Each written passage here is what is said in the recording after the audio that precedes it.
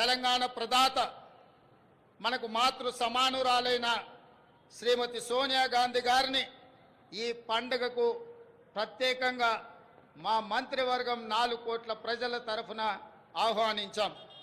ఏ హోదాలో సోనియా గాంధీని ఆహ్వానించారని అడుగుతున్నారు. నేను చెప్పదలుచుకున్న బిడ్డ ఇంట్లో శుభకార్యానికి తల్లికి హోదా కావాలా? తల్లిని ఆహ్వానించడానికి బిడ్డకు ఒకరి పర్మిషన్ అవసరమా? ఏ హోదా ఉందని, ఏ పదవిలో ఉన్నారని మహాత్మా గాంధీని మన జాతిపితగా గుర్తించుకున్నాం.